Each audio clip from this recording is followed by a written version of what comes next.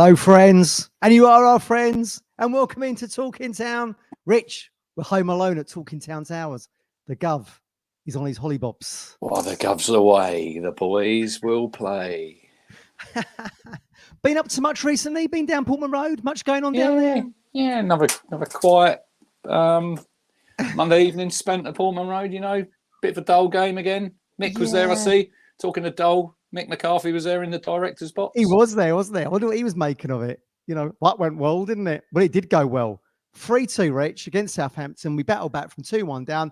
And lo and behold, 6 games to go. We're top of the table on 87 points. Thoughts? Well, How can you even sum it up? It's good that we've had like a couple of days to like process it, because we've all probably been watching the goals over and over again. I'm not sure how many times I've watched them. I've watched them loads from different angles, bench cam. Yeah. There was the great one is the young lad who does the camera work, literally laying down on the side of the pitch when they scored the ITFC bid, gifted 5 Talking Town ITFC memberships. It's a beautiful thing. Thank you, unbelievable. ITFC. Give me one of them bid. Give me one of them bid. I can become a YouTube member. I'm a Kofi member, but not a YouTube member. I'll have one of them if you're get involved. Offering. Town in 5. Have you seen Town in 5? I mean, there's angles everywhere. How many cameras are in Portman Road these days? I mean, there's a great angle of Connor Chaplin jumping over a little hurdle over Sam Morsey as he's laying down kissing. I mean, it was one of them games where I think we've done a show, I think, before, Matt, your top 5 town games. I think when in the early days of Talking Town, if you go back in the archives, I think it's there somewhere. This has got to be up there. You know, this has got to be up there. You've got probably your Boltons, which was a night that anybody who was there will never forget. But you look at this game, and you look when you're coming out the ground and we're walking behind the Sir Bobby Robson stand, and you look at the number of young kids, my kids, who've never seen us do anything apart from obviously last season. We had a flirt with the playoffs, didn't we, under Mick. When Rotherham scored the pen, Portman Road, Elliot thought it was the worst night of his life. Elliot hurt his hand at the Rotherham game when Hutchinson scored, obviously, the late goal then. Yeah. But I mean, you ended up punching him by mistake in one of the game, didn't you? I mean, was that Bristol City? Okay? Yeah, Bristol City. I think. Was that Bristol City when I punched him on the nose? I got told off by the steward the other night for swearing after the second goal. The boys got told off at the end for those standing on their seats. Emotions were high. I mean, what to expect? I mean, there was 2 women behind me. They were crying. I had tears in my eyes. My mate Stuart, who sits behind me, gave me a kiss, grabbed it. I mean, it was just like, it's Alex literally... was crying. Alex was crying on his video at the end. I mean, who can blame him? I love what Kieran said, because he said in his post-match, take it in isolation, this game. Don't worry about the league table. And he's totally right, isn't it? Because football, you go to football, Matt, for memories like that. You know, when you go there... That's it. And we've not had many highs. Hang on, I'm just going to turn the old boiler off because it's doing my head in. There you go. Heating on? No, it's just kicked in. I'll just turn it off. But just remind me to turn it back off. Yeah. Okay. So look, it's memories you're making, and no one knows what's going to happen in the remaining 6 games. But I think that there the other night was just, it showed bloody mindedness for me from the team, because I think I like to be quite objective if I watch a game, and I think probably for 65 minutes there, Southampton were the better team. I don't think there's many people there's not many people who can argue that they were the better team, and probably, look, if they took their chances, they probably would have turned out winning that game. We'll come to those in a minute. But they didn't, did they? And we hung in the game, and you know, when they make the subs and you look at the number of goals the subs have scored, the number of late goals we've scored past 75 minutes, I think that's the sixth 3-2 victory we've had at home this season. Oh my God. So, I mean, it's just, if you love your stats, Matt, I mean, Ipswich Town at the end of the season. Yeah, I sent them to you this morning, didn't I? Earlier, let's pull these up for everybody. Hold on just a second. Here we go. These are mad stats. I mean, look, these are once in a lifetime stats. 23 goals from our subs, 26 goals after the 75th minute, 31 points won from losing positions. I mean, that's unbelievable. I mean, what Rotherham sitting on the bottom of the table with? 19 points, 20 points? I think got 22 because Did they beat Millwall the other day? That's a thrilling game. Thrilling game Friday night, by the way. Yeah. Rotherham versus Plymouth. If you're not doing anything Friday night, tune in at 9 because me and Matt are back again with we'll be back. Norwich. We're going to save Norwich, aren't we? We've been debating this, haven't we? We've been debating it. There's so much going on from the back of the Southampton game. We thought we'd do a separate Norwich one. So we're back 9 o'clock. James Warren-Elmer, he's right because Kieran's been nominated today. He's been nominated today, yeah. 100%. Interesting because he's been nominated. Daniel Farker, of course, been nominated, and Liam Rossini. Good manager, Liam Rossini. We like him, don't we? But that's interesting when it says, I was reading, Hull City have had a stellar season. They're sitting 10th in the league. And they've won for 6 games. I'm not saying Rossini's not a good manager. He's not had a good season. But, he is a good manager, I think. He was very good as well, you might recall, on Sky. Yeah, I think it's, look, I've been looking at a lot of the comments, even a lot from Leeds fans saying McKenna should win it. But I think them awards, they always do these. Really, they should be handed out at the end of the season. You know, I think the 14th of April, I think, when it's decided. Did you hear friend of the show, who's been on our show before, D-Mac, your friend, Darren McAntony, chairman of Peterborough? He was on Talk Sport, I think maybe the day after yesterday. I think time runs slow. Yeah, I think he's doing yesterday, today, and then he's doing some Fridays, stepping in for Simon Jordan. He not only expected us to get promoted and Ipswich to do okay in the Premier League, but expects McKenna to be managing a top 6 side within 5 years. That's how much stock he puts into McKenna in the season we've had so far. I mean, look, who can argue against him, Rich? We're sitting pretty with 87, having played 40. Leeds, of course, win it late, don't they, against Hull with 2 late goals to go to 86. And then Leicester have the game in hand on 39 games. They're on 85 points. So, worst case scenario, we'll still be second once they've had their game in hand. When is that anyway? Is that Southampton? I think it is the 23rd of April. That's being played on a Tuesday night. All right. So in the last couple of weeks of the season. So that's obviously when the break, because we've got a 2-week break, haven't we? After commentary. And I've got a little whisper today. George Hurst possibly. You heard whispers. Middlesbrough possibly on the bench. I got a little steer this morning. Kiefer Moore hopefully should be fit for the big one on Saturday. But getting back to McAntony, I listened to that piece and he was referencing the type of football we play. It's great on the eye. And I think if you watch that game the other night, let's compare. Sunday, the big build-up, Man City playing Arsenal. Massive letdown. Yeah. Massive letdown. Arsenal done a good job. I thought they've got a point. Wasn't great spectacle. Now, no, it wasn't. Watching the Championship, what you're going to get in these games. And look, when we give our score predictions, and I said 4-3, I think anybody predicting, there's probably going to be a lot of people probably would have got the 3-2 right, Matt, because like I said, the 5 times before we won 3-2 in home games. So my boss, by the way, won some 25 quid on Match Bingo. Oh my God, Match Bingo. He was showing me how it works because I've not done it and I've not downloaded the app. It's great because you have to get your line and there was things there like you have to have a shot hits to woodwork. Town did. I think there's like if there's a goal with a minute with a number 4, there's all different scenarios. But he won 25 quid. So and we saw if you watched the full-time show, somehow we managed to do a show. I couldn't talk after the game, as you know. I had to do the camera. But Sean, who keeps winning on Match Bingo, came and saw us, didn't he? And had already shelled out for the black shirt, hadn't he, with his winnings? Well, Gov has just confirmed he's now in a position to drop a link. So if anyone wants to come on and have their say, all right, okay, let's jump in. Keep an eye on that for me, Rich, because I'm on the full screen with all my notes and stuff. But let's rewind back to about 4:30 when the team dropped on Monday. Burgess returned as we thought, with Edmondson dropping out. Hutchinson moves to the left to accommodate Caden Jackson coming in on the right. What did you think of that? Was that just because Blackburn had taken it out of us, hadn't it? We'd somehow got over the line, the 1-0. People were a little bit critical with the players.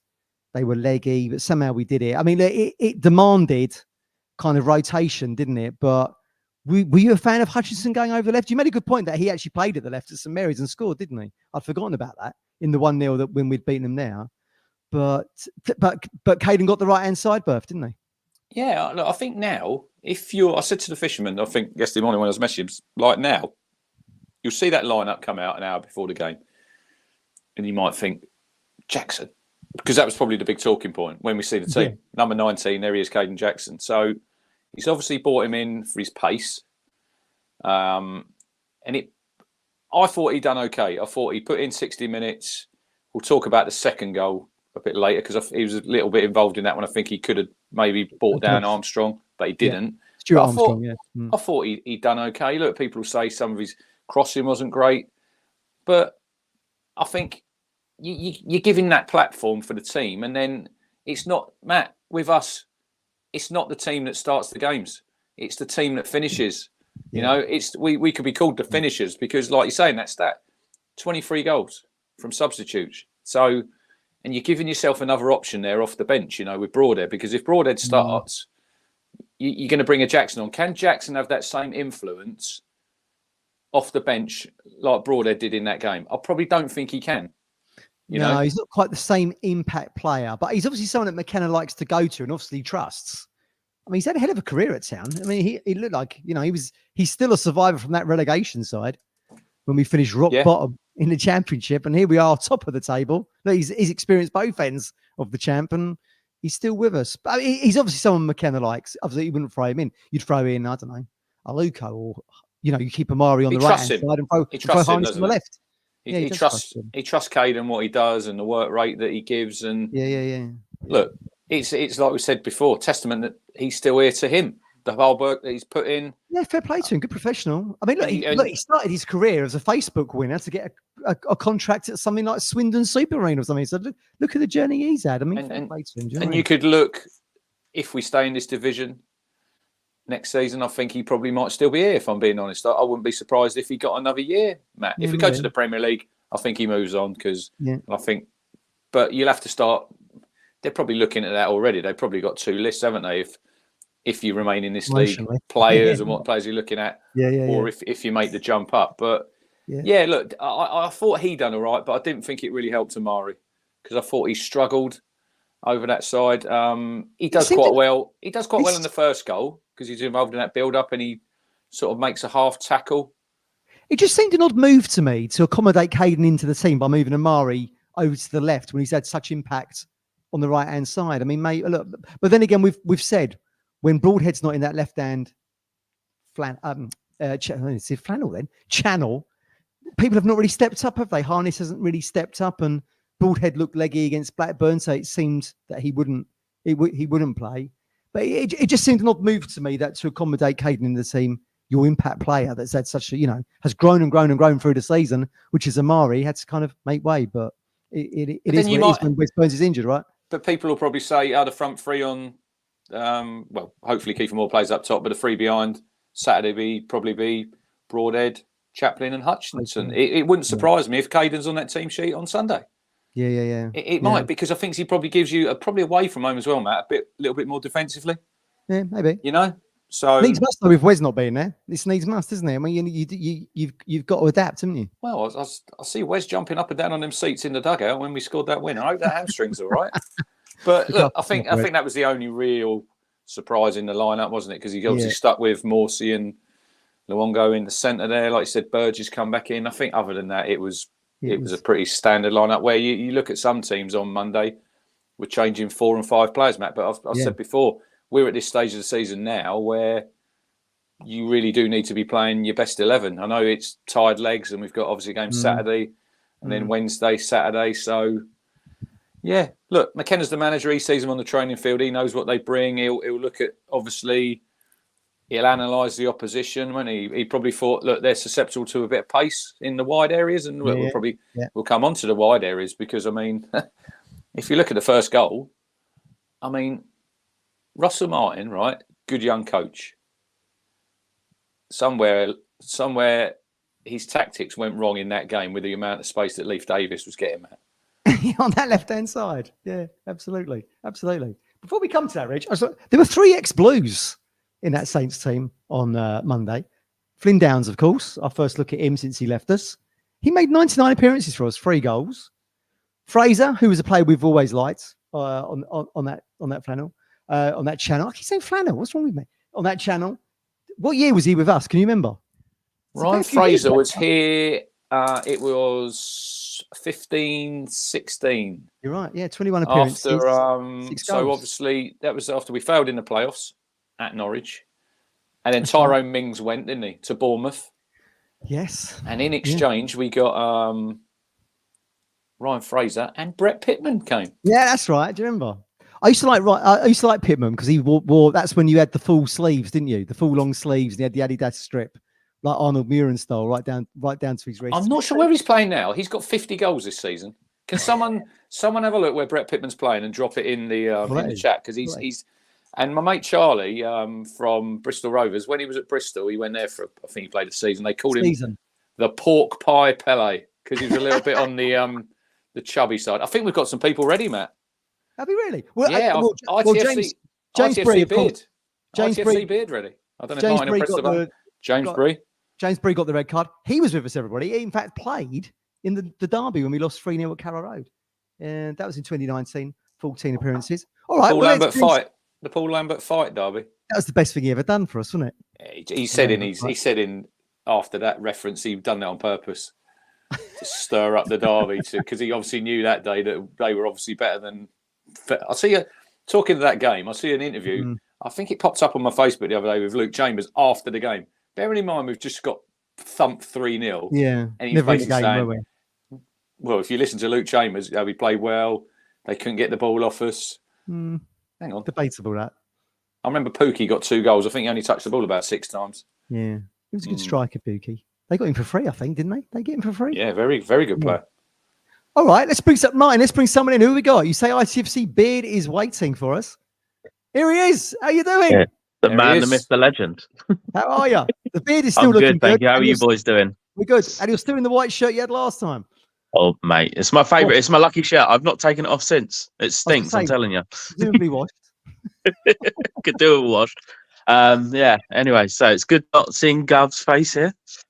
Oh, well, we're delighted. You're with the hard truth now. Well, that's why I had to gift the subs, you know. I was like, I had to celebrate somehow. Well, were you at Portman Road on Monday, or did you watch on TV? Sadly not. I was at work. I had the phone on in the kitchen. All my staff are running ragged.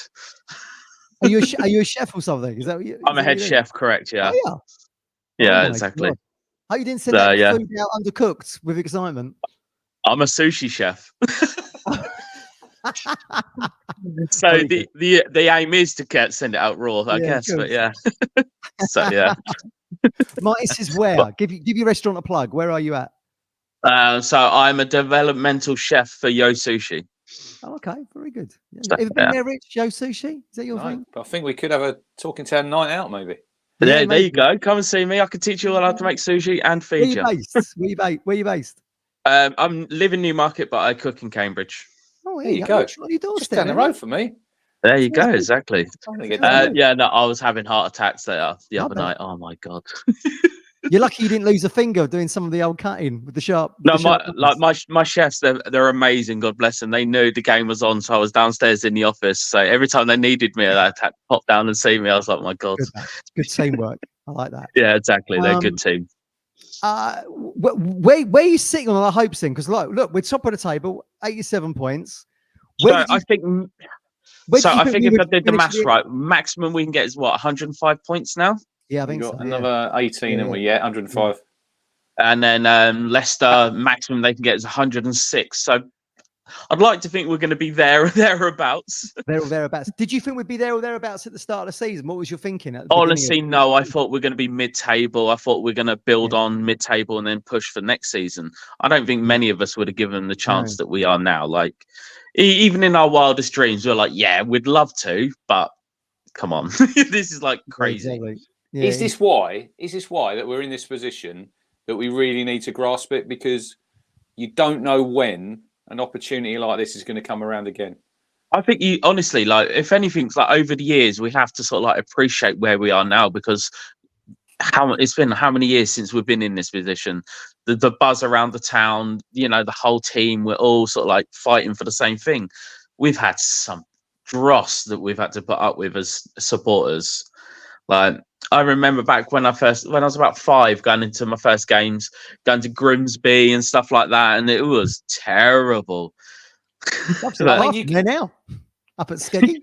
You could feel that buzz. You could feel that buzz though, Matt, when you come out the stadium. You know, when we walked out after the game and like everyone's celebrating and everyone's hugging, and even on the concourse, going down the stairs, people are singing. I mean, you mentioned it earlier, Rich, when we beat Bolton in that playoff semi-final and got to Wembley, it felt like we was promoted already. And I had the same vibe on Monday. It felt like we was promoted already. It was surreal. Just to go back on what you said, it's just amazing. Like the younger generation, believe it or not, I'm actually closer to 40 than I am anything else.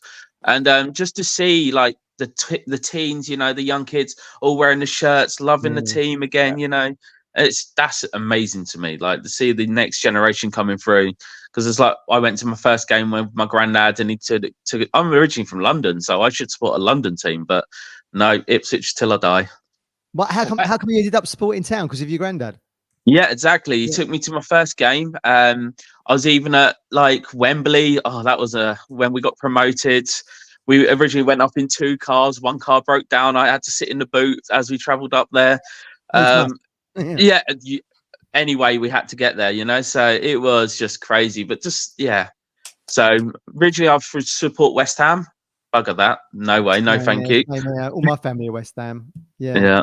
So we're lucky. We've got 2 Town fans here who could have been supporting the Irons. I couldn't think of much worse.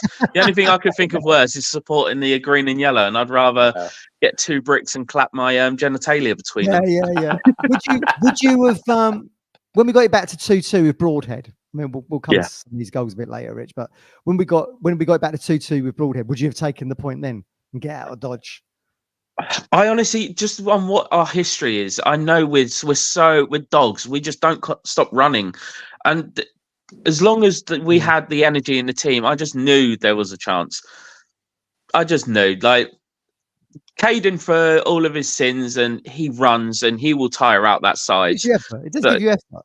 Yeah, he gives you 100%. Like it might be a bit wayward at times, but he does run, and anyone who's got to chase him down is going to be knackered, because that boy, he's fast. Exactly. And he's going to stretch your play at the very least. And then you'd hope that, you know, the people coming on would then supply a little bit extra that Caden doesn't bring. I think he's been a brilliant servant for the club. Not necessarily one that go down as a great, but he's been a good servant. You know, you can tell he loves the club. Been with us through some lean years. Yeah, exactly. I mean, when he was brought in, he was playing alone. I mean, I went to the game. I think it was against West Brom, Matt, when it was on Sky, and we lost 2-1, and he scored that night, and he was up front against what's the lad who's still there, plays centre half for West Brom. Signed from Arsenal, still there now. Can't remember what his name is. But he was up against him that night, and you're thinking he was the lone striker. Rodriguez scored 2, didn't he? Was it Jay Rodriguez? He got 1, and Harvey Barnes scored that night. Oh yeah, Barnes. Yeah. And you're thinking Caden came in. He was the main man, wasn't he, to score the goals to keep us in the division. And it didn't work out. But yeah, I totally agree with both of you. You know, he's a testament to himself. You know, he could have easily thrown the towel in. We went to Bury that night when he was playing. You know, the bomb squad were there.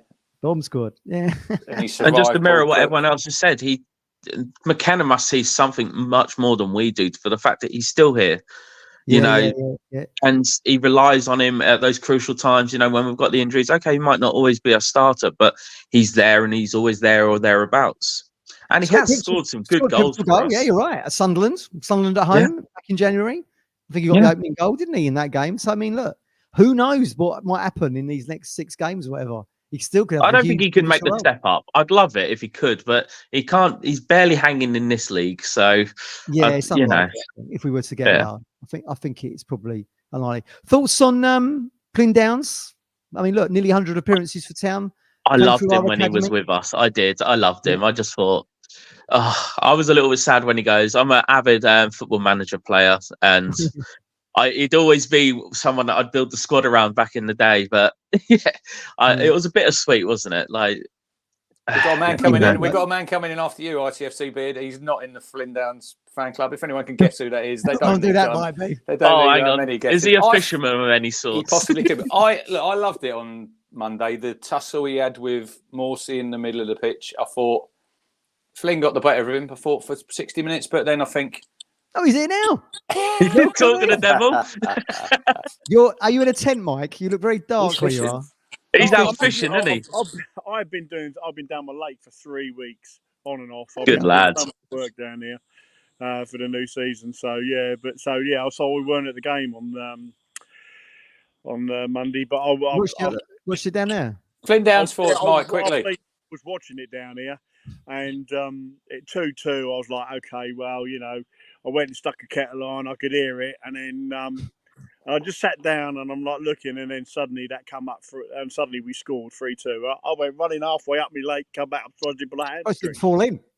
You should have heard me in my restaurant, mate. Honestly, I was screaming. yeah. Honestly, I swear to God, right? It's look, I think I've said to Rich and a few people that some fans are probably getting a little bit too hyped up, but do you know what? So what? I think got to. Why not? I mean, look, we've had, like you said a minute ago, we've had so much dross over the years. There's a lot of young fans that have never seen this kind of success, and and it is success. Getting out of League One weren't easy. We've got out of that now. We're in the Championship, and look, me and Rich both had sort of 8th to 12th this season. We'd both been happy with that. I've got one gripe though, one real serious gripe. How is it Everton, Forest, Reading, Wigan all been deducted points for last year's? It's the league they're in. It's different leagues. If they're Premier League, isn't it? They've just released this year's accounts, haven't they?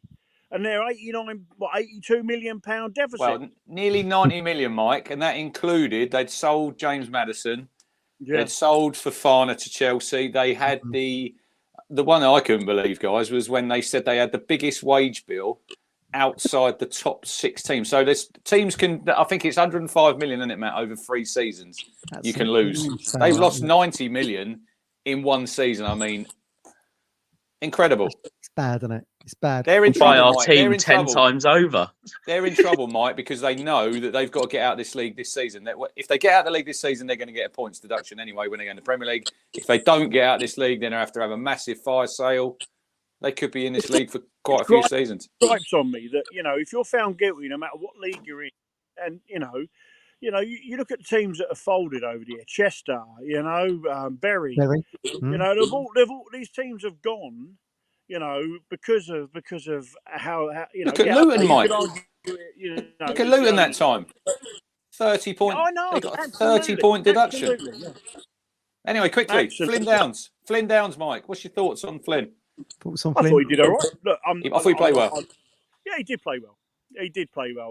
He didn't have Morsey in his pocket. And I've got another question for you in a minute. He didn't have Morsey in his pocket, says the fisher. I thought, look, he's a Championship player. There's no two ways about it. Never a Premier League player. Not good. But how old is he now, Flynn? Was he 26? Yeah, no, about 24. 24. No, 24. That was my second part. I was going to say to Mike, because I see a lot of chat on Twitter about Flynn. There was a lot of people on there saying he would play very well under McKenna. And if we got promoted, you're needing younger legs in the centre of that pitch. Yeah. I 100%. I know Mike's thoughts. I would have Flynn. Why would you not? What would you see in Flynn's game, Mike, that you wouldn't have him at town? Wanted to transfer out, regardless of circumstances. Why would you take a player back and wanted to transfer out? No. Club is a shambles, Mike. Club is an absolute shambles. It doesn't matter. Caden Jackson stayed, and I've given him loads of crap. And surely not. But it depends on your ambition, though, doesn't it? Sorry? It depends on your ambition. If you're ambitious enough and you say, look, the club is here, but I think we should be here. Can I achieve that where I am? Yeah.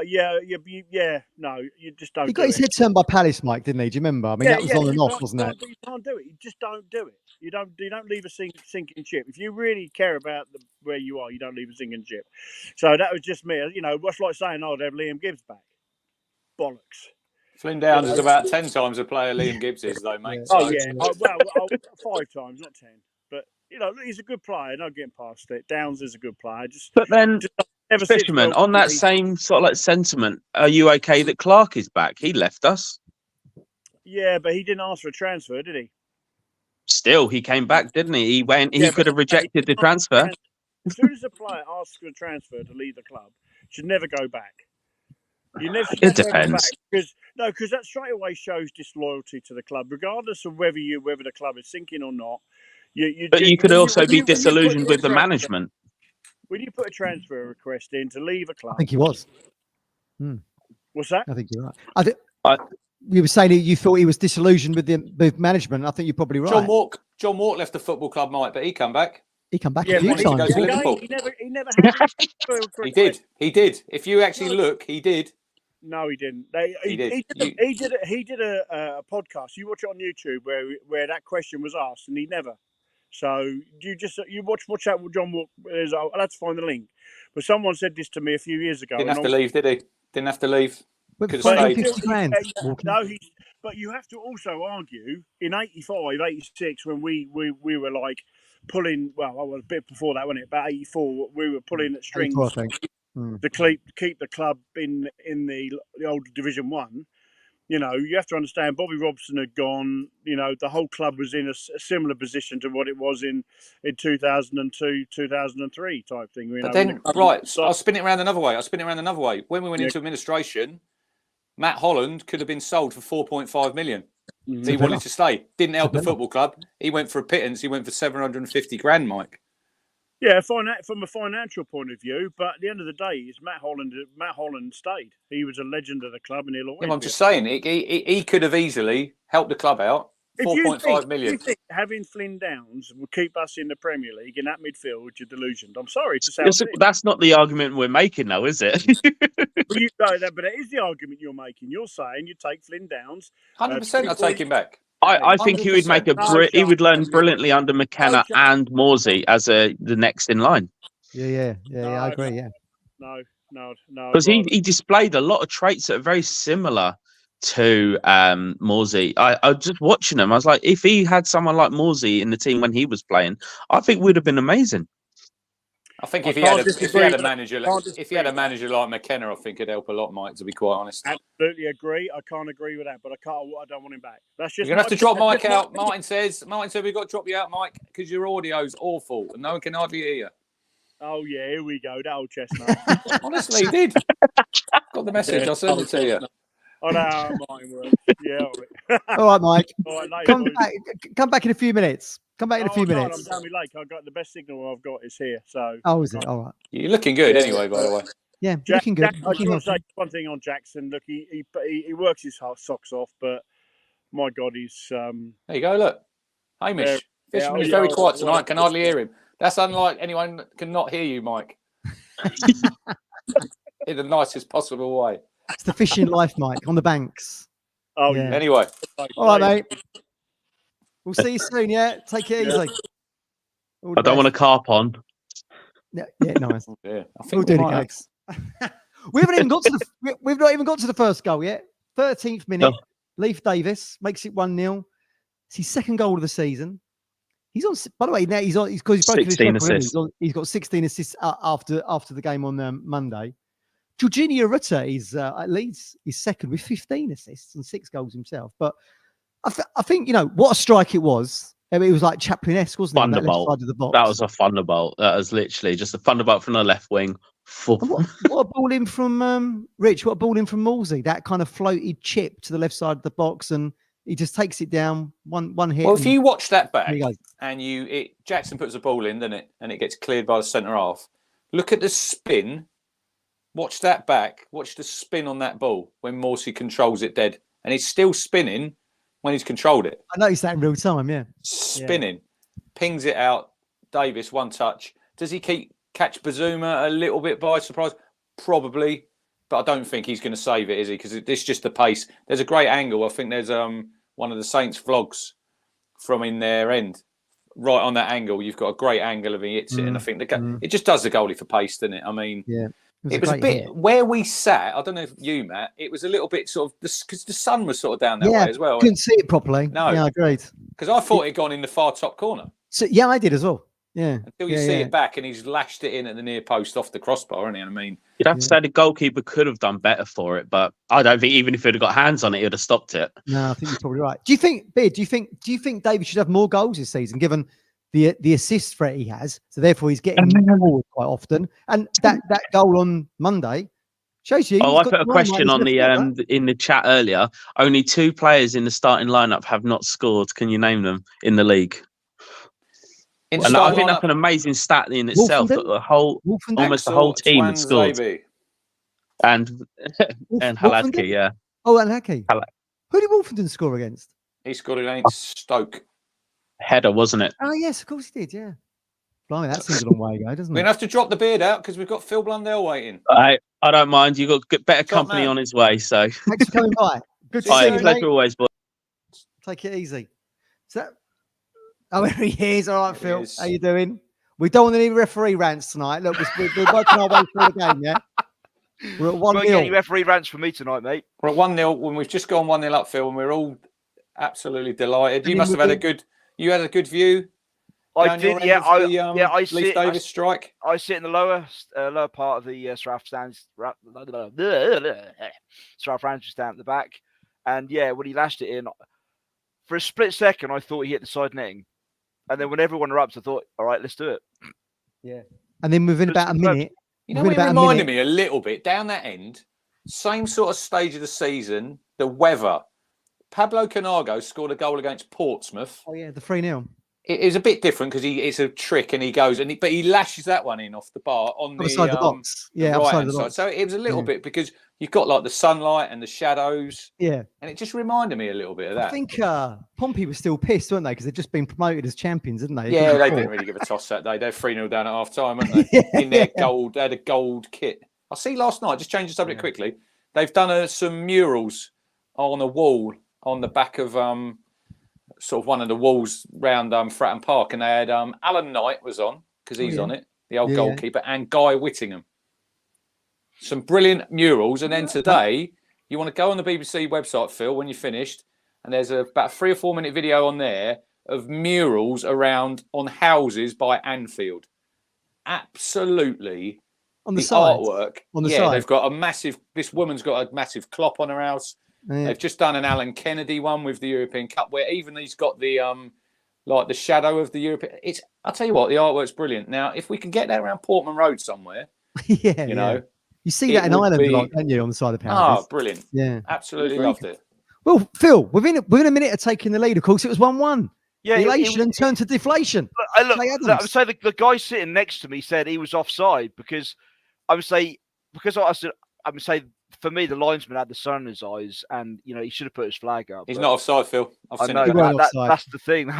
He wasn't offside. It was Well, the if correct you look decision. at the goal, so obviously it's probably, they do say that you're always susceptible. You're always you scored. vulnerable after Yeah. you score. So Leaf gets dragged in a bit, doesn't he? Hmm. And then he's the one who plays Adams onside because he just keeps running, doesn't he? And Yeah, he does. Yeah, he's too far Look, back, isn't he? Yeah. it's not a great goal to concede, is it? So early It was a after. good goal from them, though. It was a good team Yeah. goal, wasn't it? I think he actually starts with Flynn Downs, goes to that Aribo. Good who player. I think they got. I didn't recognise him because he used to have long hair, didn't he? Dreads when he was at Rangers and Was it Charlton. He played in the I think he played in the League Can I One just player say, final. Yeah, Gav, he that was below the belt, mate. Come on. What's this, Phil? What's this? I'd like to publicly apologise. Oh, yeah, yeah. Well, I think a lot of people at the time thought he was was a offside, good- but it was a he good wasn't. It was a decision. really good decision. Was that because Gov shouted something? At Oh, him? most likely. He's most seen likely. up at that end.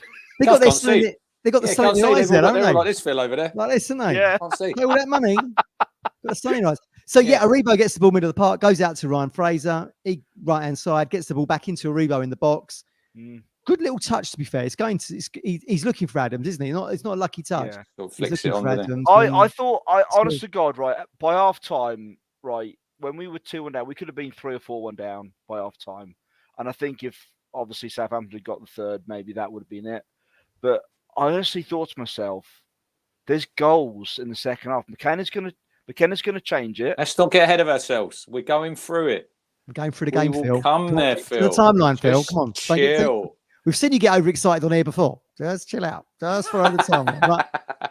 And within 10 minutes, Rich, we've gone 2-1 down, haven't we? Yeah, Again, this is the one where I said about Caden. I Caden. thought he had a decent game, but he gets he shaken has off too easily by that Stuart Armstrong, doesn't he? has to foul him. Yeah. Got to take a yellow there, Phil. I don't know what you think.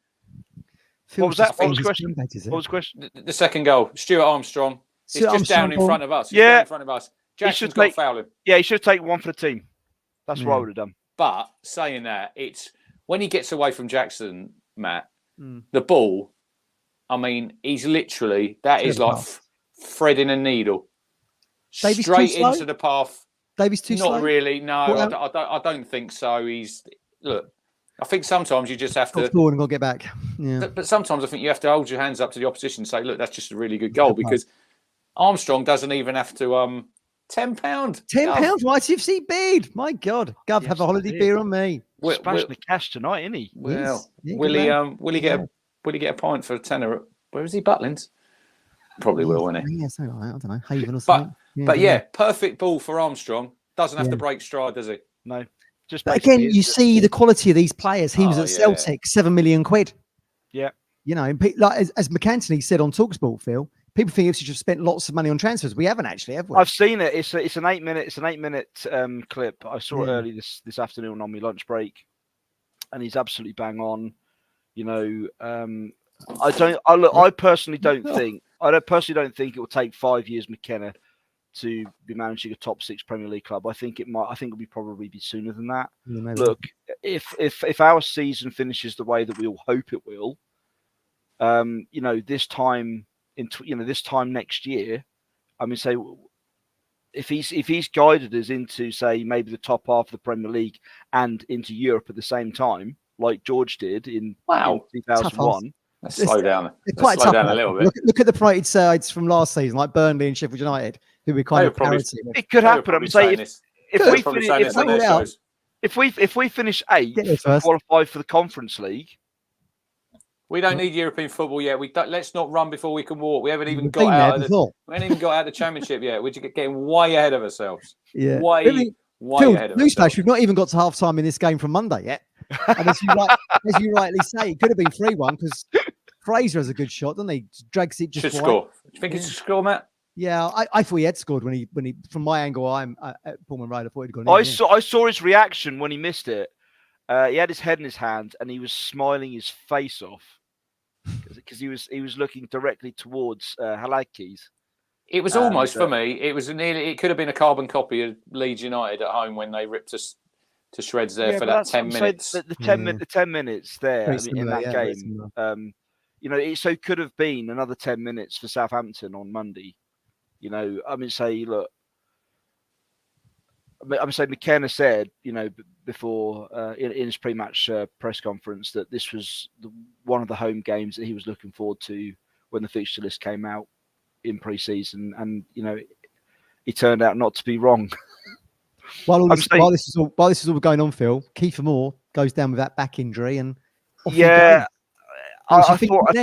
thought to myself, oh, SHIT. Shit. Yeah, I think you weren't the only one. We all were. Oh my God. Same sort of area as well, Phil, of the pitch where Hurst went down against Leicester that night. Yes, don't remind me of that. He'd already gone down near the bench, hadn't he? A little bit earlier. Yeah, he'd gone down. Like he was stretching his legs out. He was lying on the ground for a couple of minutes. I think that what happened is he's got a knee there in right in the bottom of his back. Yeah, and I think he's had all the counts. He's had a bit of a back spasm. I think that's sort of what sort of hampered him, because people see him after the game. I think he was walking quite freely. So look, with fingers crossed that he's hopefully Phil going to be available. Obviously for Saturday. On comes the cult hero, Al Hamady. Yeah. Look, what he lacks in experience, because he's at the start of his career, and you know, more he's in the twilight of his own. Timing impeccable, girl. Exactly. More should call Freddie at Snowmarket Osteopath 01449613633. Tell Freddie the Gov has sent him. Yeah, well, maybe he did. That's why he's made such a miracle recovery, Rich, and hopefully going to be in the side for Saturday. But you know what Al Hamady, you know, he lacks, given that he's at the start of his career, as I was saying, and Moore's in the twilight of his really. He's like Chef Kikuchi Mark II, Rich, isn't he? As Joe Roy used to say, we'll chase Chris Packett in the wind across the pitch. He's everywhere. I thought when he came on, was it about 34, 35 minutes? 30 something. Initially, I thought he struggled, but like Kieran said, when at half time they got involved in it. He says we got some more information into him. You know, they love that now, don't they? Get the information into you. But I thought second half. Yeah, second half. So we're now at half time. Yes. We're now up, right. Okay, so I was saying to the guy who's sitting next to me, I said to him, look, you know, it could have been so much worse than the 2 goals we've got. It could have been 3 or 4. down at half time, that would have been it. But I said to him, I said, look, there's goals yet. There's still more goals left in this game in the second half. McKenna's going to change up at half time. He's going to get words into his plays. He's going to breathe a new, different type of philosophy, and it worked. New type of oxygen into the players. Yeah, oxygen into them. Yeah. We all needed oxygen by the time we get to Sami Enzo, but we'll come to that in a little bit. The bloody face mask of it, right? What score did you predict, Rich? I said 4-3. I predicted a 3-2, and I wish. I think, like I said at the start of the show, Phil, I think there'd have been a lot of people would have said 3-2 because it was a draw. I think I said it said never that Leeds pod a draw. It was never going to be. I'm getting ahead of myself again. We're already at half time. So it was never going to be. It was never going to be a dull 1-1 draw. Not a chance. Not the way that they defend, and not the way that we defend. I just want to say, I'm saying, in contrast to the way Southampton played against us, what was it, back in September, October time? Yeah. And now, completely different team. Almost. Yeah, I mean, he was on a bad run then. I think that was their 4th defeat. He'd obviously come in, Russell Martin. Yeah. I think they were about then.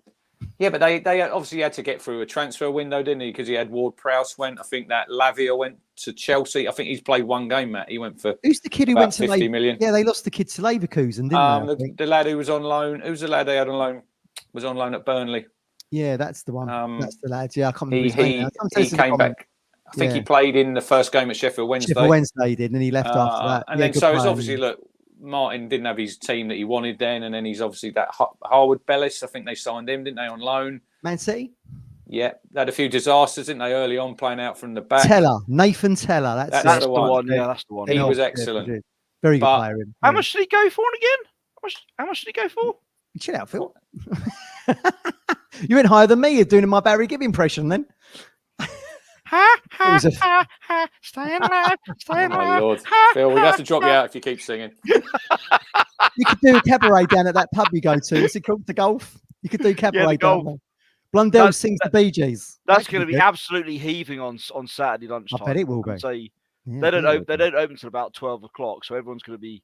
No, Norwich talk tonight. Save it till Friday, Phil. Save it till Friday. We'll do. Is that where you're going, though, Phil? Is that where you're going? That's where I'm going. You're going to be in there early doors. That's only because I've been barred from the local pub. I got barred. Okay, we won't go into the details there. Oh my Lord, he's been barred. Listen, Fraser nearly put Southampton up before the break. He did, yeah. Cheeky. And then one of your favourite moments of the game, Rich, you was telling me at the statue, was Hladky's save from the header, Bednarek header from was it free kick corner? Well, I think the one before that is that the one in the middle of the pitch where Morsey has a tussle with Downs. And they're both sort of on the floor. I think Flynn Downs tries to get out. Yeah, that's right. I think Sam goes in. They break away. Yeah, now, initially, I thought Hladky'd saved this one. If you look back on the highlights, because they're coming in on goal. It's flicked out to Fraser. Hladky comes out and closes the angle, but it deflects off Wolfie. Yes, I thought Vaz was saved. I thought that came off Wolfie. If you watched it, Phil, right leg, he does it's a great block. The Fraser flick, wasn't it? It was the flick. Yeah. Again, I'm sat right behind it. Yeah. It's a great block. But yeah, the header from the free kick from Bednarek, I think it's a great save. And I mean, if it goes 3-1, Phil, then even this team, the powers that we've got to come back, I think even that might have been a little bit too much to ask. I'm saying, at what point in the second half did Wolfie clear? It was a deep-seated cross, and he dived in. And there's one right in the 6-yard box, wasn't there? Yeah, that's the one. I think that was at 2-2, wasn't it? I think that's 2-2. Yeah, 2-2. Yes, that's right. When they had, was it two right side of the box? When they were right side of the box. Yeah. I think he was unmarked, and he had all the time in the world, and put it right across the gut. And down the other end, Phil, Al Hamidi goes on one of them little bursting runs. Yes, he did. Into the D. Unlucky. Hits a shot, slips. So unlucky. It's the bloody post. I was up. I thought that was in, Rich. I was up. Celebrating. Me being sat right behind it, and I could see the line of where the ball was going. I thought it was just going wide, so hit too straight. I wasn't too surprised it bounced off the post. So, but if you watch it, his left foot slips from underneath him, doesn't it? I didn't see that again. Yeah, I think if he hasn't slipped, I'm sat about 70 or 80 yards behind. So, I think he scores. If he don't slip there, I think he slots it in the corner. But we're going to get to that point. Well, we're getting there, Phil. We're getting there. Right up until We've made the subs, haven't we? Made our subs. Gov's already said it. He's already said it. 68th minute, Phil. He's already said it. Broadhead makes no water. it 2-2. There's no water. There's no water, Phil, that time of game. That's long gone. That's long evaporated. I don't think Gov will ever go over the sort of watering of the pitch at half time, will he? It would always. I mean, it was important. Going back to when the subs have come on, it's important that you're still in that game then at 2-1. Oh God, yeah. 3-1 is the best you can hope for is a point, really, right? Because you're looking against Bristol City. You know, when we made them subs against Bristol City, and they're waiting to come on the line, and that's the one when Naki Wells hits the crossbar. It's such small margins here, Matt. You know. Yeah, it's small. You know, if one of them ones goes in at 3-1, you're thinking you're bringing the subs on. It's a mountain to climb, but he obviously brings on Broadhead comes on, obviously Jack Taylor, and then he brings on Harry Clark as well. Jack Taylor had a blinder when he came on. I'm telling you, it's because he's playing further forward because we were chasing the game. I keep on saying he should be playing in that number 10. It's not his role. It's not his role. He's an 8. He's an 8, Phil. He's an 8. Did the Broadhead goal catch you by surprise? Because obviously Taylor plays that little pass into the box. Lovely. No, it didn't. It didn't catch me by surprise. Broadhead hits it through Harwood Bellis' legs, doesn't it? Half a second before he hit that, I knew that was going to go in. Just came out of nowhere, though, didn't it? It did, but again, I was sat behind and I saw the triangle movement between. It's that ball again. It's that ball again, though, Phil. Out to Leif Davis. Yeah. It's that ball out to Davis. I mean, time and time again, we kept finding Davis out on that left-hand side in so much space. I mean, if you look at that, the pass from Taylor, it's such a short pass, Matt, but it makes the goal because it's in that space. He pivots on his left foot and hits it with his right, doesn't he? He goes through Harwood Bellis' legs, and Bazunu can't do anything about it, can he? I think he's taken it so early that he's caught the goalie out, hasn't he? Caught everyone out by surprise, I think. I mean, just sort of, snail's pace goes over the line. What a rocket of a shot, was it? It was laser. It was like a laser in that corner. Phil, you'd have taken a point at that point, would you? 2-2, you'd have said, let's get out of dodge here. No, we'll take a point. No, all or nothing. I want to talk about the red card. Well, we're coming to that. We're coming to that, Phil. We're coming to that. Before then, Al Hamadi's through, Phil. He's breaking. He's got Amari to his right. He can't quite play him in. Cuts into towards his left, and of course, then the move goes. But he'll Amari learn. Was the ball, He's right? young. He'll learn. I think he was trying to play. I don't know what you thought, Rich, because you probably had a similar view to me. But I think he was trying to get Amari in, wasn't he? He's done really well, but then I think he turns into traffic a little bit, and then the sort of angle gets closed down. I mean, that was like that last 20 minutes. As soon as we got that equaliser, I mean, the stadium was absolutely rocking, Phil, wasn't it? You know, it was, and we've not had an atmosphere like that. I'd say probably since the playoff game, probably against Norwich. Yeah, you know, like that. Rich, just to remind everybody watching and Phil, 3 years ago, who did we play on Easter Monday? And we both fell asleep. So it was three Easters ago. Town were playing at Rochdale away at Scotland, and it was an absolutely riveting 0-0 draw. I remember I fell asleep in the kitchen. I think we done the full-time show, and we hadn't seen much of the second half. We hadn't seen much of it, Phil. That was the game. That was the game, Phil, where I think down by one of the corner flags there was a skip, and I thought, yep, that just about summed it up, because that's where half the players, Ollie Rathbone, we rated him. We liked him. He's at Rotherham now, but we said half that team should be in that skip because that was absolutely dross. It was. To show. 3 years on, look at us now. Pullman Road's one of Pullman Road's greatest ever atmospheres. On the same day, just 3 years removed, you know. I think in my Ipswich Town kind of career, as far as the home games are concerned, I'd probably rank that at number 2. What would be your number 1? The playoff semi-final second leg against Bolton. I think Phil, you're probably going to look at. I always have the Newcastle game under Lyle, Matt. That's in my top 5. The 3-2. You probably look at the 5-0 against Norwich. The Matthew hat trick. That's got to be in there. You probably think even the Inter Milan game was a great game. The occasion, the Arsenal semi-final, but they didn't. Nothing materialised out of them. No, because and that game the other night, it definitely feels in my top 3. Probably second. Let's get to a topic both close to your hearts: the dishing of cards. So Morsey floats one into Davis. He's got the better of James Bree. Great touch. To the edge of the box. I thought that was a penalty because I'm sat at the other end. Yeah, I'm sat like 80, 90 yards behind it. Yeah. I said to the guy, penalty. I jumped up straight away, penalty, and then the referee. Was he right to get? Was he right with to dish the red card, Phil? In your opinion, I tell you what, left hand side of the box. I was a bit surprised because, I mean, say being outside the area kind of sort of diminishes the reasoning, the power of reasoning behind any decision given. So I would say, I don't know about you, Rich, but at points when I was refereeing, I would say when I was at certain meetings, you'd have, you know, more senior professional referees come and kind of explain their kind of logic and the way sort of the professional guys sort of make decisions about red cards in the area or around the area. And he showed us a sort of a chart of the playing surface, and when he showed us kind of like the areas at which players were most susceptible to being sent off for like denying an obvious goal scoring opportunity, and it was set out in triangles. So obviously within the 18-yard area, you know, Stonewall, a red card. There were, I'm saying, because times have changed somewhat, there was more emphasis on being the actual last man rather than sort of being in a position with the ball. But they have the thing now, don't they, Phil? They call it's the double jeopardy rule, isn't it, Matt? Yeah.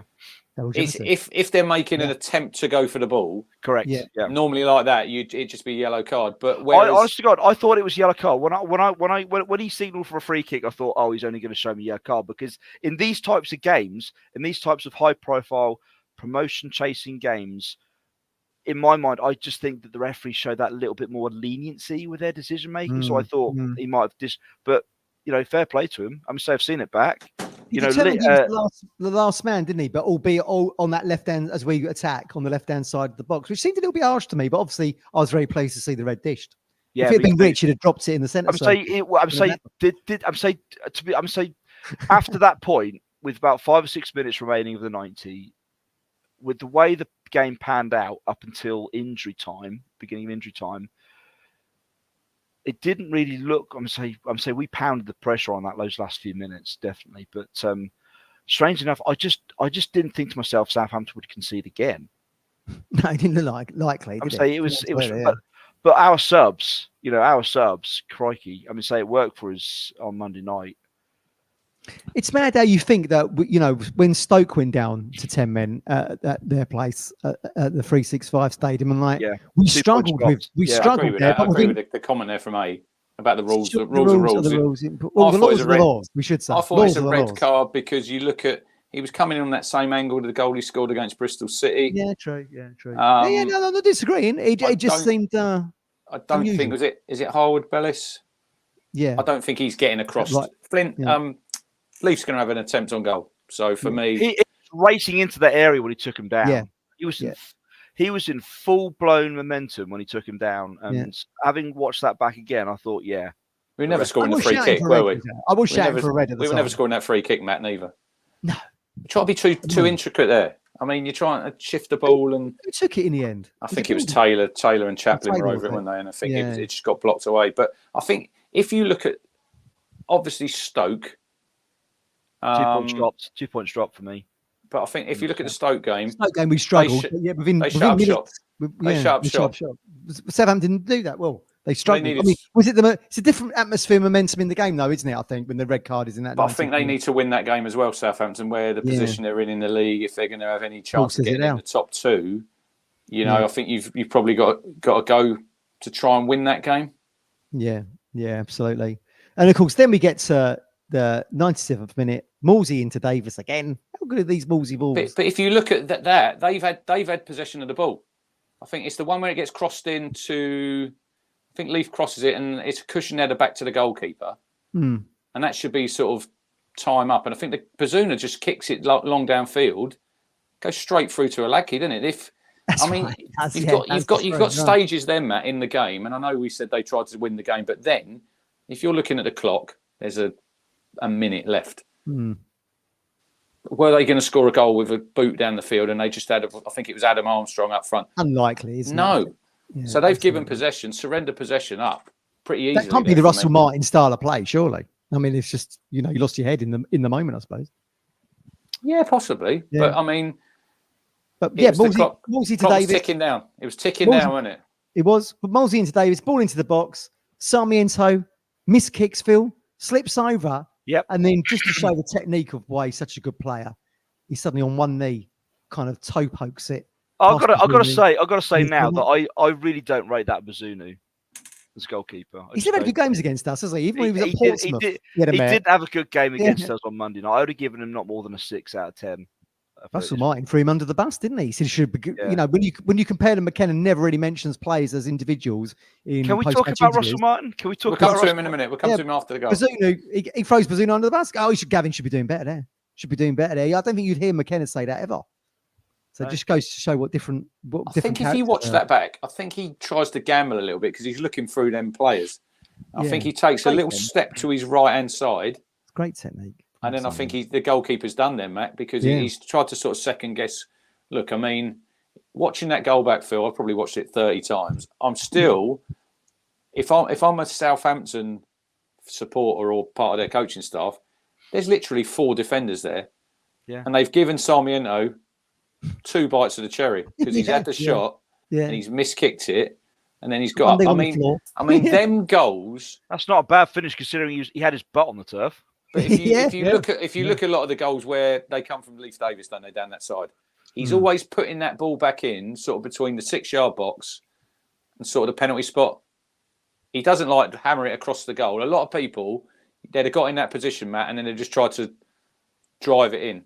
He actually picked someone out. He always looking to pick someone out there, isn't he? Yeah. I mean, that's why he's such a good player. And that's why we keep talking about him probably going to the Premier League with Ipswich or without. I mean, it just shows you his quality. That's why he's broken the assist record. 16. Amazing. I said to you both at full time when I eventually got my breath back and got to the Alf Ramsey statue. I don't think I've ever celebrated a goal like that ever in the 40 years I've been going to Portman Road ever. If you told me, Phil, I'd won the Euro Millions, 200 mil, I don't think I'd have celebrated as much as I did then. No. But look, I put a little list together of where I've lost my shit previously. You mentioned one. You mentioned one earlier. Let's just talk about that for a moment. I remember, right? Okay, I think it was the 3rd round League Cup game, Ipswich Town against Manchester United. I think it was the 97-98 season. 2-0. Oh, 2-0. And Mauricio Tarico scored one of those goals that night. And I remember I was sat roughly where I'm sitting now with my season. Nice. Good so view. I was sitting in the Churchman stand that night behind the goal, right? And I was 15 then. And I remember when he scored that goal, it was a terrific goal. I celebrated just as hard as I did on Monday night, but I remember hugging a middle-aged guy who sat a second next to me, would jumping up and down for about 2 minutes. It was absolutely mental. Yeah, football, Phil. This is what happens. Yeah. I mean, look, my little list there is the Magilton when Morgan heads the ball back in that playoff. Yeah, and he definitely pokes it in the year 2000. I remember someone jumped on me and I went flying over Rose. But you don't care, do you? These are the moments they give you. Then Vilnius against Man United, that first game back in the Premier League. I wasn't in the stadium that night because I was actually in Tenerife with a couple of friends having a week's holiday because it was I think it was the first week in August. Yeah, it was. Lads, that was lads in the reef. Yeah, lads in the reef.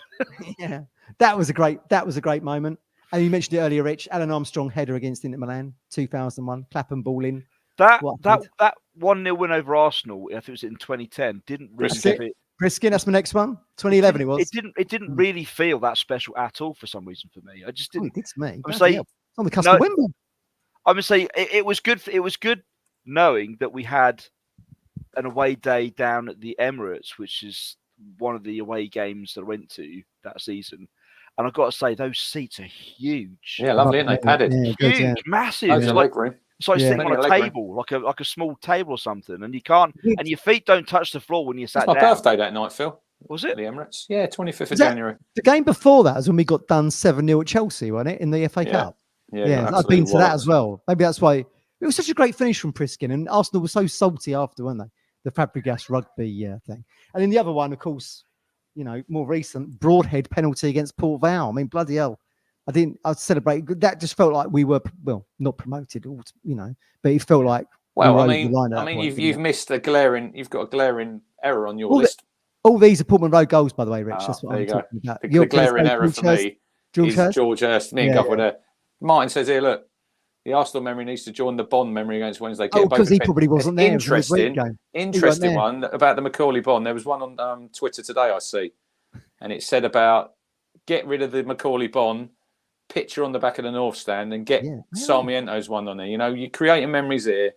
You've put them up, and I know they've dressed the stadium up because when they came in, it was tired. It doesn't mean you can't. That one, surely. Exactly. Doesn't mean you can't move them. I mean, there's no even reference to us getting promoted out of League One up there either, is there? Do you know what I mean? No. But they were just some of the goals I remember celebrating at Pullman Road. But yeah, obviously, Oakwell. I mean, those of you that were there. Are we going to get to Russell Martin's post-match comments? Yeah, go on then. Right. Go on, Phil. He was sour grapes, wasn't he? I'm saying he was talking about we played brilliantly, we still lost. It just sums the game up, and saying I'm saying he basically saying that there's more truth in what he did say. We had three. I think he had Southampton had most of the possession of the ball, but as we all know, possession does not win you games. Oh, exactly. Yes, they had about 65% possession of the ball, but that doesn't win you games, does it? We had he didn't like the tone of questions they said, and then he walked out because they basically said that was their top two chances gone, and he still when he knew that he still didn't agree with it. He knew that. Of course, they'd already shipped a 90th minute goal against Borough at St Mary's, hadn't they? Yeah. The elephant in the room. We've not spoke about it. Gov's favourite coach was there on the bench with Russell Martin. There he is. Give it Gilly till the end of the season. He was there, Phil. Good coach. Who? Matt Gill. Paul Lambert's right. Paul Lambert's very good coach. He is a very good coach, by the way. Look, Russell Martin at Swansea, wasn't he? Yeah. Look, Russell, there is some truth in what he said. I get that, but it's just the way he come out with it, Phil. You'd never have McKenna coming out, I don't think, and saying that. Nope. You know, I don't think he's not going to stoop to them levels. No. Did Southampton play well? Yeah, I thought they did. I thought Yeah, they're probably the best team I've seen at Portman Road this season. What about Leeds? No, I thought Southampton were better in the whole game than Leeds. Wow. We kind of gifted Leeds to win, didn't we, at Pullman Road? That was the Leeds problem. played well. 10 minutes. They scored 3 goals in 10 minutes, Phil, that game, and it was just a little bit Keystone Cops defending. But look, if you're a neutral, you're watching that game Monday night, tuning into Sky. Yep.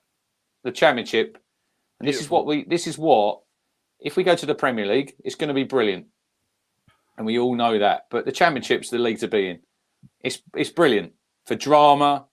Yeah. You know, Phil, would you rather be in the Premier League because you've got the money and you've got the glitz, the glamour of playing against all the biggest club sides in the world, but in all intents and purposes, Town are going to be struggling to survive. Yeah, but we don't. Would you rather be competing in the Champ? We don't know. We don't know how much they're going to struggle yet, do we? No, but I'm basing that on the fact that Burnley absolutely walked this division last season and haven't been very good. And Sheffield United got promoted with 90 points. They've not been very good. Yeah, actually, the one that's trying to hold their own is Luton, who got promoted on 80 points through the playoffs. Right? Sheffield United, they lost. I think was their 2 best players. They sold them. Yeah, they did. Yeah. Look, Darren McAnthony thinks if we get promoted, we're going to have a decent season. So fingers crossed. I think we will. Under McKenna's managerial and way of coaching, yes, I think we will. Look, I mean, we're getting ahead of ourselves at the moment, but I just think we can look ahead. Yeah, I'm saying Phil bringing it down. Look at Phil bringing it down. All or nothing, Blundell. We're getting ahead of ourselves, everybody. Chill out, everybody. Says Phil Blundell. We're going to win on Saturday. Look, it's been more than 14 years. You know, it's high time that we get one over on them, whether it be 1-0, 2-1. You know, whether, I don't know, keeper scores with his backside and it's a fluky goal off the keeper or something, off the crossbar or something. We'll come to that Friday, Phil. We'll come to that Friday. I've got to save it for Friday. I want to talk about it for Friday. When full-time whistle went, Phil, and what was the atmosphere like in what we still call it the Churchman's? Was people still sitting crazy? It was absolutely crazy. I'm saying, what was everyone chanting when we came out of the ground? Magic Sarmiento. Was there anybody filling your stand left early? I saw some people leave early. Yeah, there was a few in line at 2-2. Oh, hang on, wait a minute. Yes, there were. There was 3 or 4 people on my road. What the hell that I had to get up a couple of times, and they left. Well, 2 or 3 minutes before the 90th. I know somebody who left early, but he leaves early every time. So Matt Stannard has to go and meet Kaz and his 2 kids. So he always leaves about a minute before the end of the game, so he can get out of the stadium and he meets him outside the I call it Pioneer. So he's walked down and he's open. He waited for, they had the free kick, when there was I think Al Hamady got fouled and Taylor in the same Oh yes. He walked down the stairs and he was going to watch it on the TVs, but the TVs out the back and the north stand were just refreshing, and it had gone back to the start of Town TV. So he's walked out the ground and he's heard a bloody great roar, and then he's got Sky go up on his phone, and obviously there's a bit of a delay in there on There's a Sky delay. Go. So he saw So it. he'd see it on his phone. Brilliant. When I'm back. Oh, brilliant. It was just like, I mean, it was just like I said earlier, when I think back to that Bolton game and we were going to Wembley, and it was like something else. I've already told Rich this. I mean, say, looking back on that time when Martin Rooster hit the back of the net. Yeah. I burst into tears, and I was with my dad. That goal the other night, Phil, if you watch it back, I know it happened quick, but it seems to me a little bit, it was like time stood still for a little bit. So you played that crossing, he's obviously had the first shot and he's fell, and it's as if like everyone just, the stadium's nearly quiet, and then toe pokes it, and then you hear just explosion of people just a point second of just everyone's like, and then it's like bedlam. It was just crazy, man. It was just crazy. If he had hit that first time with his left foot, if he hadn't have slipped over and he smashed it like Broadhead did with the second goal, we would still be celebrating that goal right now. I mean, so we'd still be rewatching it over and over. We could have stuck it over the bar, Phil. He could have stuck it over the bar. We don't know where it was going. We're talking about people are coming out the stadium. They're still singing, like you say, the German Sarmiento. So Chaplin's taking a yellow card, isn't he? Because he's launched it onto the pitch. And then you see the town in 5. You've got Danassian, Slicker, George Hurst, Cameron Humphreys. They're just celebrating as much as we are. So my mate, I've got to give a shout out to my mate Lyndon Rose, right? He's on security down at town. Now, I see him during the second goal standing right in front of the away bench.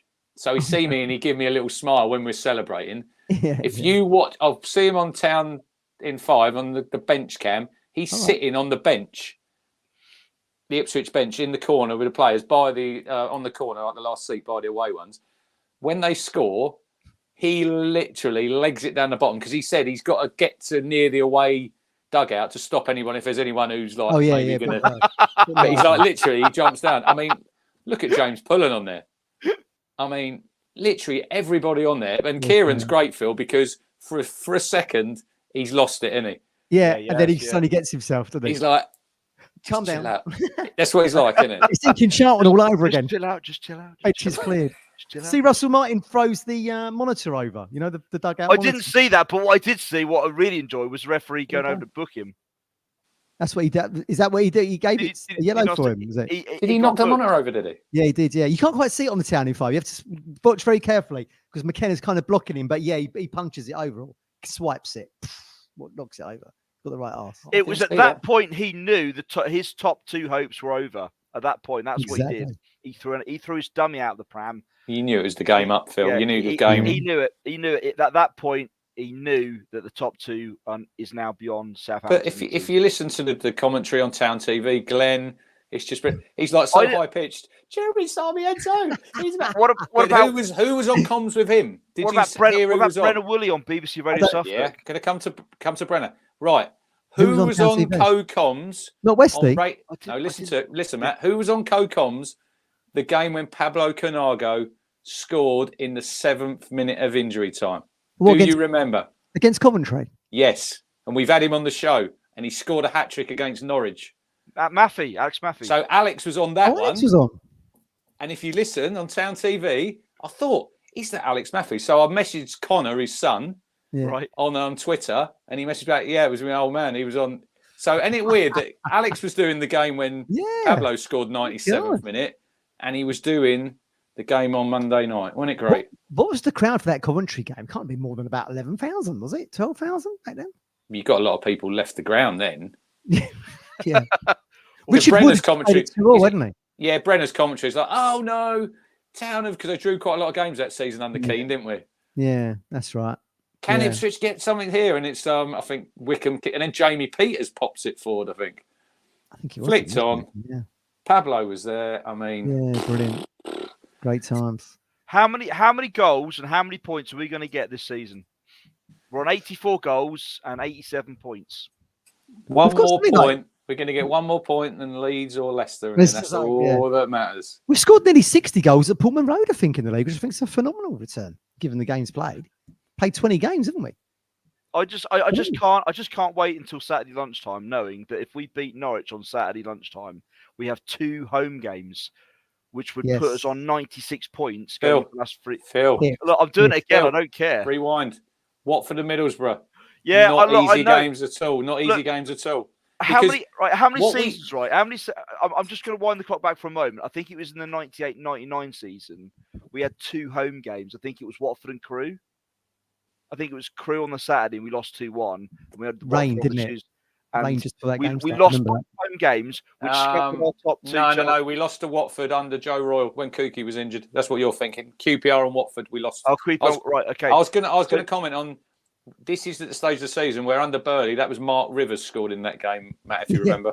Yeah. And we went to the stadium that day thinking it's Crewe at home. That's what I was thinking, because I thought to myself, this is a stonewall 3 point. Cost us promotion. And then I remember a game away. I don't remember if it was when we lost to Birmingham, Matt. It was on Sky. We lost 1-0. I think Dele Alibola scored for them. That was a Sky game. That's another one. We are at such a stage of the season now, Phil, that a defeat here or there could prove costly. Costly. Yeah. As long as the other teams around us take advantage of that. I don't think we'll lose against Norwich. And knowing that Leicester are going to play Southampton, and Leeds have got Southampton on the last. It's St Mary's, isn't it? No, it's at Ellen Road.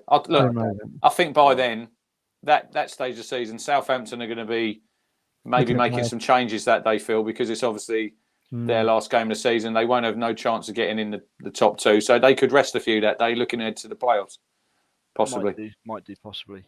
Phil, were you surprised Leicester beat Norwich comfortably on Easter Monday? Look, I'm going to say, I'll tell you where I was on when I was, for the Leicester game. I actually went to the Felixstowe Ipswich Wanderers game down at the Dell, and I turned up a bit late. Turned up a few minutes late. Only just managed to get a parking spot on the roadside outside the ground, and I walked towards the clubhouse where they've got the big TV outside. Yeah. And the first thing that I saw was Sarah turning away celebrating because Norwich had just scored. Oh. And from that point on, I thought... It's your fault. You should have gone and got back in the car. Yeah. So it didn't get no better than that, did it? That's your fault then. Bloody hell, look. I wonder why they bloody lost. They said they're very poor. I heard it on... They were passive. They were totally passive for the rest of the game. And you know what, right? I think, look, we can look into this all we want, knowing that Leicester would get 3 points against them that would put pressure on us, and knowing that Hull would be playing Leeds and they've got that 4 point gap, so it didn't really matter.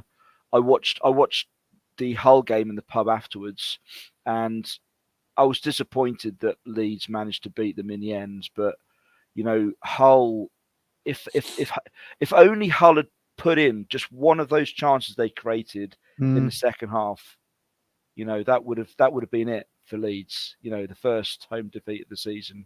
It was coming. It was coming, wasn't it? They left it late like us, didn't they? Hull played well. Leeds didn't have a good game. Hull played well. It was just sad to see. Leeds. It's annoying because you can see it coming after like a few seconds. You can see it coming, and when we can't control that, Phil, can we? We can't. We can't control. We just need to concentrate on our own games. Exactly. But look, by the time we play Coventry and Hull, will they both be out of the playoff picture? I think.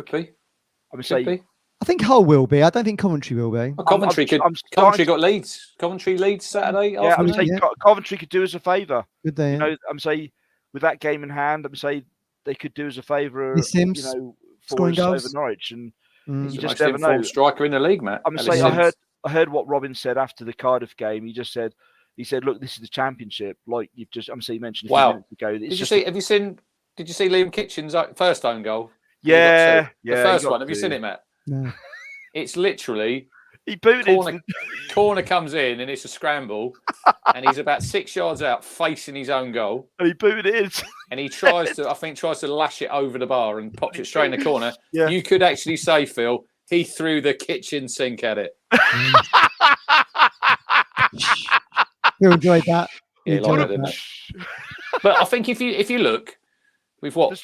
Is it 9 wins out of 10? 9 wins out of 10, Matt. 9 to 10. Yeah, I know a lot of people will say you should have beat Cardiff. We didn't. But on the other hand, That was Bristol a wake-up call. That was a but wake-up Bristol call. City, we scored I late. think you're right, yeah. Rotherham, we scored late. Monday night, we scored late. So it's That just, Cardiff game taught the players a lesson. You I think know, you probably did. if we're going to concede a goal here and there like we do naturally at Portman Road, then we just have to keep outscoring the other team. And I think that's the mantra that the players now have. And going into the last half dozen games of the season, the teams that we're playing, they better watch out.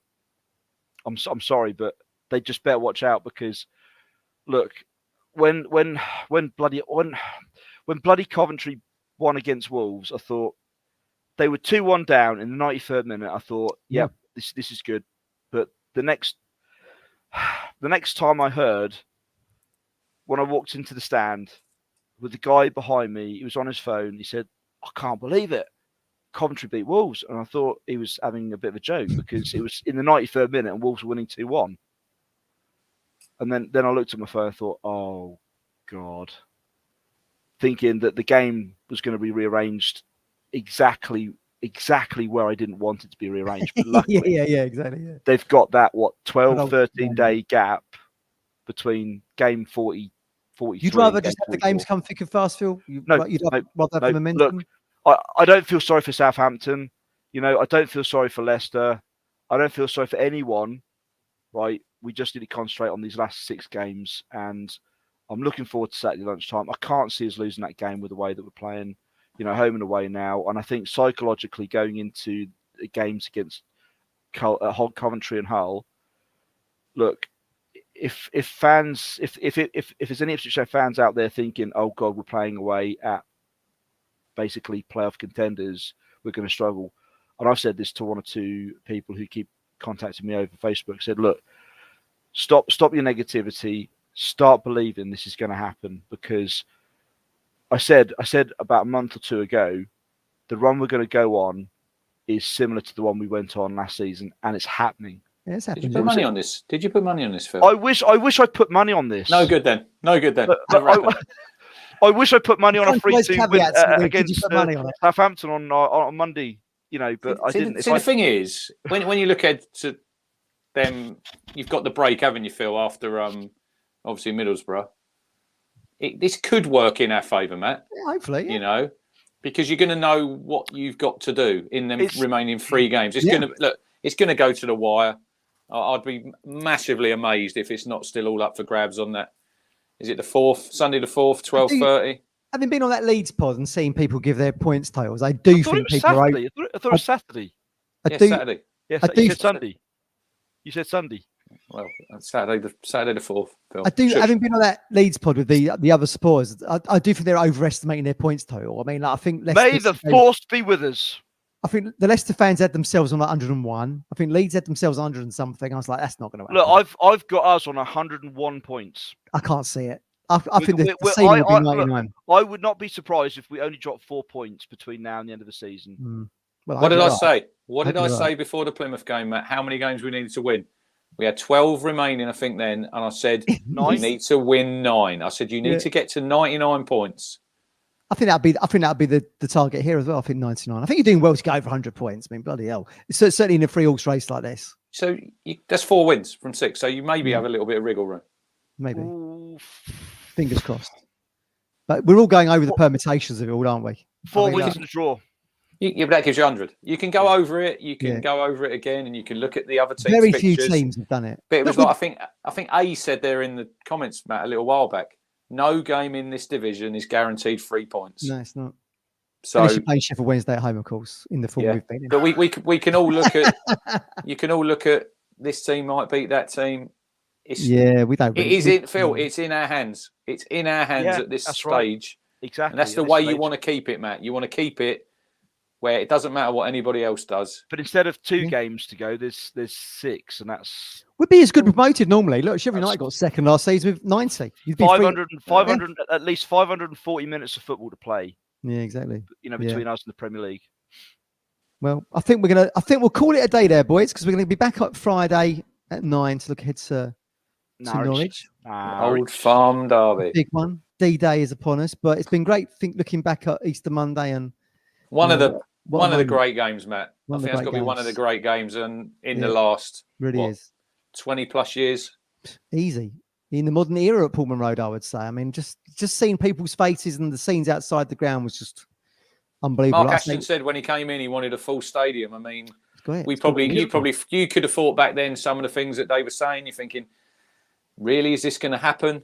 You know, look, it is happening. We're not in a dream world. This is happening to our football club. I think we deserve it because for so long we've been in the doldrums. Correct. And you've just got to enjoy it and feel wherever it takes us, whether it be to the Premier League, or it's the playoffs, or Wembley, or glorious failure, whatever happens, you know. You've got memories here that are lasting forever. For decades to come. Yeah. Just one more thing. My one more thing. I don't know whether. Phil, your one more things have been a bit dodgy for us recently. Yeah, my one more thing is I went into the club shop before the game on Monday, and I bought these. Yeah, your pin badges, very good. Yeah, right. And also, I remember Mark Ashton saying before this season started, he said he stated that the club, McKenna, the team, at the beginning of this championship season would attack the league. And that's exactly what we've done throughout the whole season. Yeah. And that's the one thing that I remember him saying before the season started. Spot on. Yeah, absolutely. Yeah. And I hope, well, I'm not hope. What's going to happen anyway, Phil. We're going to be attacking the Canaries on Saturday. At lunchtime. It's going to be a shellacking. But before then, join us 9 o'clock Friday. We'll see you all then. All the best. Peace.